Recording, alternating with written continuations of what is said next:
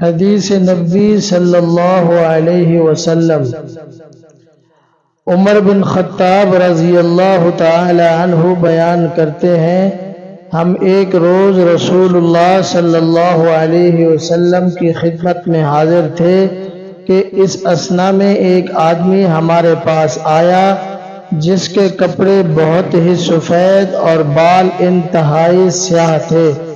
اس پر سفر کے آثار نظر آتے تھے، نہ ہم میں سے کوئی اسے جانتا تھا، حتیٰ کہ وہ دو زانو ہو کر نبی کریم صلی اللہ علیہ وسلم کے سامنے بیٹھ گیا اور اس نے اپنے دونوں ہاتھ اپنے رانوں پر رکھ لیے اور کہا، محمد صلی اللہ علیہ وسلم اسلام کے متعلق مجھے بتائیے۔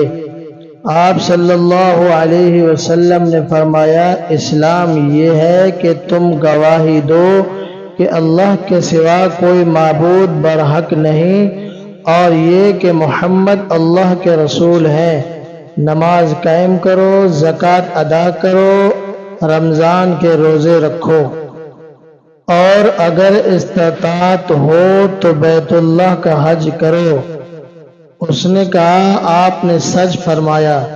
ہمیں اس سے تعجب ہوا کہ وہ آپ سے پوچھتا ہے اور آپ کی تصدیق بھی کرتا ہے۔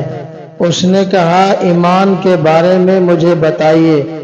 آپ صلی اللہ علیہ وسلم نے فرمایا، یہ کہ تم اللہ پر، اس کے فرشتوں، اس کی کتابوں، اس کے رسولوں اور یوم آخرت پر ایمان لاؤ اور تم تقدیر کے اچھا اور برا ہونے پر ایمان لاؤ۔ اس نے کہا، آپ نے سچ فرمایا۔ پھر اس نے کہا، احسان کے بارے میں مجھے بتائیے۔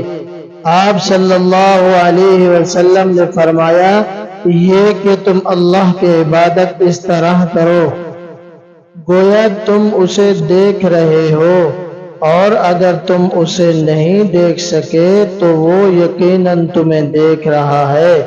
اس نے کہا، قیامت کے بارے میں مجھے بتائیے۔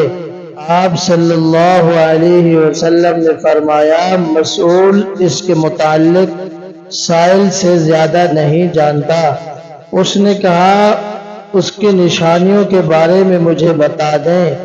آپ صلی اللہ علیہ وسلم نے فرمایا، یہ کہ لونڈی اپنی مالکہ کو جنم دے گی، اور یہ کہ تم ننگے پاؤں، ننگے بدن، تنگ دست بکریوں کے چرواہوں کو بلند و بالا عمارتوں کی تعمیر اور ان پر فخر کرتے ہوئے دیکھو گے۔ عمر رضی اللہ تعالی عنہ نے فرمایا، پھر وہ شخص چلا گیا۔ میں کچھ دیر ٹھہرا، پھر آپ صلی اللہ علیہ وسلم نے مجھ سے پوچھا، عمر کیا تم جانتے ہو سائل کون تھا؟ میں نے عرض کیا، اللہ اور اس کے رسول بہتر جانتے ہیں۔ آپ صلی اللہ علیہ وسلم نے فرمایا، وہ جبرائیل علیہ السلام تھے، وہ تمہیں تمہارا دین سکھانے کے لیے تمہارے پاس تشریف لائے تھے۔